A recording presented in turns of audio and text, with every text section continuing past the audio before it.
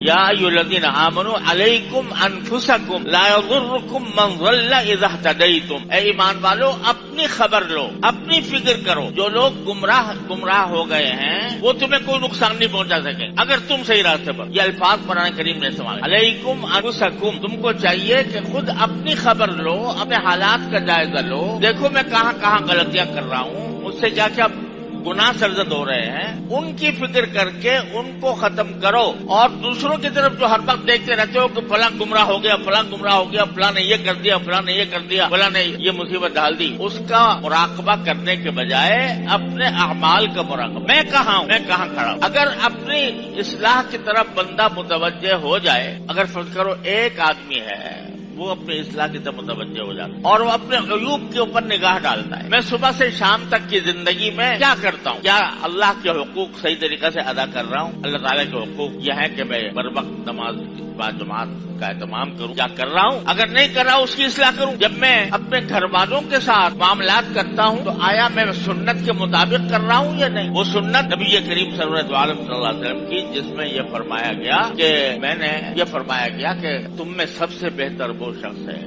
جو اپنے گھر والوں کے لیے بہتر، اپنے گھر والوں کے ساتھ اس کا سلوک بہتر ہو، اور میں اپنے گھر والوں کے ساتھ تم سب سے زیادہ بہتر سلوک کرنے والا ہوں۔ کیا میں ایسا کر رہا ہوں اپنے گھر میں؟ اور میں اپنی زبان کو کیا قابو میں رکھتا ہوں؟ املک علیک لسانک، نبی کریم صلی اللہ علیہ وسلم نے فرمایا تھا کہ اپنی زبان کو قابو میں رکھو کہ یہ کہیں اس سے جھوٹ نہ نکل جائے، اس سے غیبت نہ ہو جائے، اس سے کسی پر الزام نہ لگ جائے، اس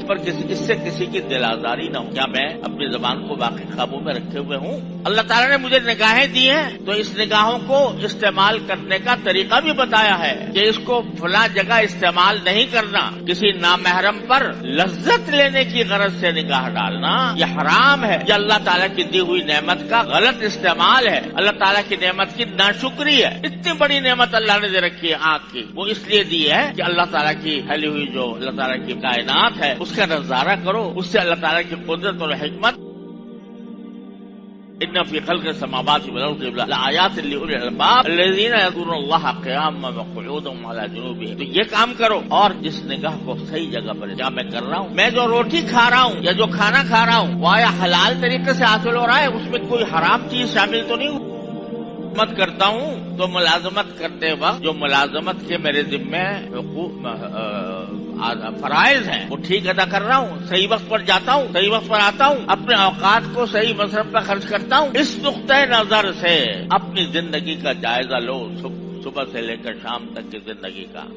یہ معنی ہے علیکم انفسکم، اپنی خبر لو کہ میرے اندر کیا ہوئی۔ اگر اس نقطۂ نظر سے نگاہ ڈالو گے تو اپنے اندر بے شمار عیوب پاؤ، اور جب بے شمار عیوب اپنے اندر نظر آنے لگے تو دوسرے کے عیوب بھول جاتا ہے۔ دوسروں کے عیوب اسی وقت نظر آتے ہیں اور ان کی طرف توجہ ہوتی ہے جب انسان اپنے آپ سے غافل۔ بہادر شاہ ظفر نے فرمایا کہ تھے جو اپنی برائی سے بے خبر، رہے اوروں کے ڈھونڈتے عیب و ہنر۔ جب اپنی برائی سے بے خبر تھے تو رہے اور اوروں کے ڈھونڈتے عیب و ہنر، پڑی اپنی برائی پر جو نظر تو نگاہ میں کوئی برا نہ رہا۔ جب انسان اپنے اصلاح کی طرف متوجہ ہو جاتا ہے تو پھر اس کو دوسروں کی، آپ یہ سوچو کہ اگر میرے پیٹ میں درد ہو رہا ہے شدید، جس نے بے چین کیا ہو، اس وقت مجھے اپنے پیٹ کے درد کی فکر ہوگی یا دوسرے کے نزلے زکام کی ہوگی؟ اس وقت تو کوئی بھی انسان، ہر شخص یہ چاہے گا کسی طرح میرے پیٹ کا درد، دوسرے کو کس کو نزلہ ہو رہا ہے، کس کو کھانسی ہو رہی ہے، اس کی طرف کا دھیان نہیں جائے گا۔ مجھے یاد ہے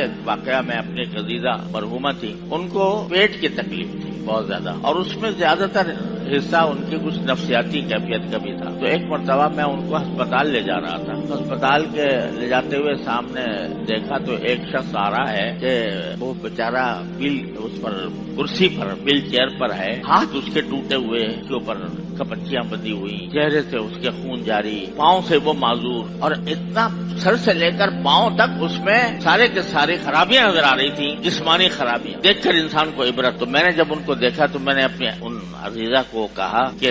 دیکھو یہ بیچارہ کتنی مصیبت میں ہے، کتنی پریشانی میں ہے۔ میں نے کہا ذرا ذہن ان کا اپنے اس پیٹ کی بیماری کی تکلیف کی طرف سے ذرا دوسری طرف جائے۔ تو میں نے کہا کہ دیکھو یہ کتنا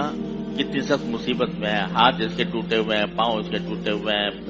सारा जिस्म जख्मी है वगैरह वगैरह। उन्होंने कहा हाँ भाई है तो, मगर पेट में इसके दर्द तो नहीं हो रहा, इसकी पेट में तो दर्द नहीं हो। तो उनको सारी फिक्र काहे की थी? अपने पेट की, दूसरे की क्या फिक्र करे वो। तो जब इसी तरह अगर हमें अपनी बुराइयों का खुद एहसास हो जाए, अपने अयूब के ऊपर का खुद एहसास हो जाए, तो फिर निगाह में कोई बुरा ना रहा, फिर दूसरा को बुरा नहीं लगेगा, फिर अपना ही लगेगा। लिहाजा जो सबक दे रहा है कुरान करीम वो ये है कि जब माशरे में फसाद बरपा हो तो उस फसाद का इलाज ये है कि हर इंसान अपने अयूब के ऊपर नजर डालकर अपनी इस्लाह की फिक्र। अगर एक आदमी दुरुस्त हो गया तो फिर चिराग से चिराग जलता, फिर चिराग से चिराग जलता है,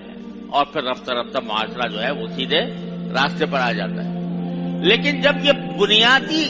पत्थर, इस्लाह का जो बुनियादी पत्थर है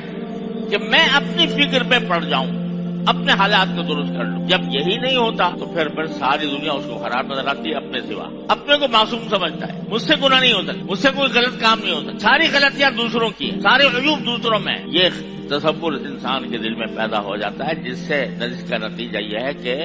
बिगाड़ फैलता चला जाता है, फैलता